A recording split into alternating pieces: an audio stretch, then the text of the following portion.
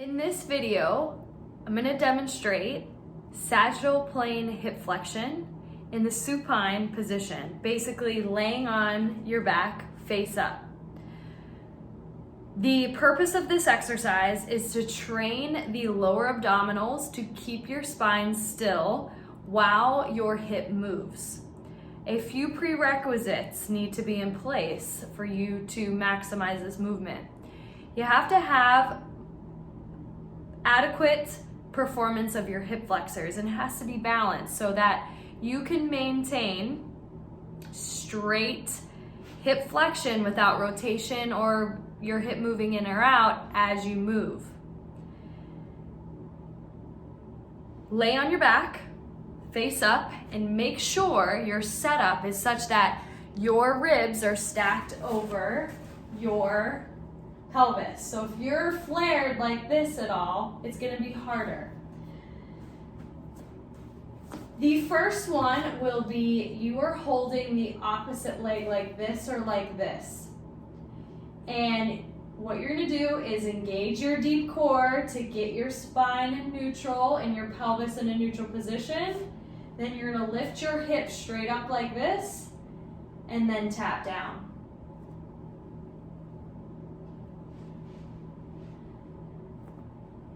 As I talked about in the previous video, your breathing is such that you're exhaling.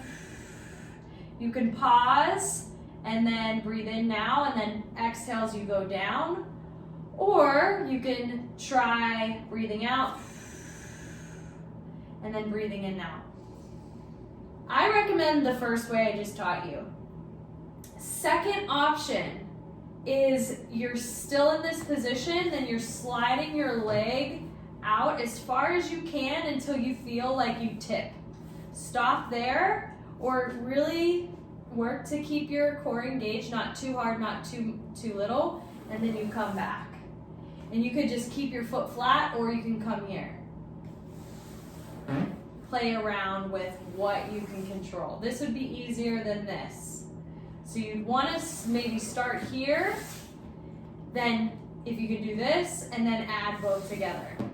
The second option is keeping that leg down, and you are just doing this portion or this portion, sticking with the same side.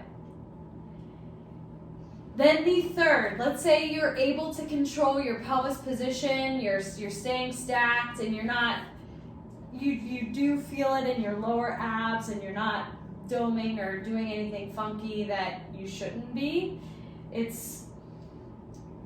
Then you can lift one leg. There's no motion in your pelvis here, no arching of your low back. Biggest mistakes is as soon as you lift, that's when it happens. You're gonna lift the other side. Notice my knees are relaxed. This is often what you see in class. Start here, and then you go down, and then down.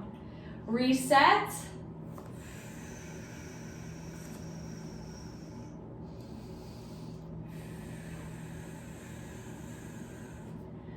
That one's tough. That one's really hard. As soon as people lift, not only the first time, but the second time, that's where they lose it. It's either they brace too hard or they don't brace enough. You're gonna feel this lower here. You don't wanna see your six-pack muscles bulging or coning through. And then I showed you options to try. I want you to pick the option that you feel most balanced between your hip flexors and your abdominals. You're gonna feel your hip flexors, they're working. But that shouldn't be the only thing you're feeling. And give yourself some time.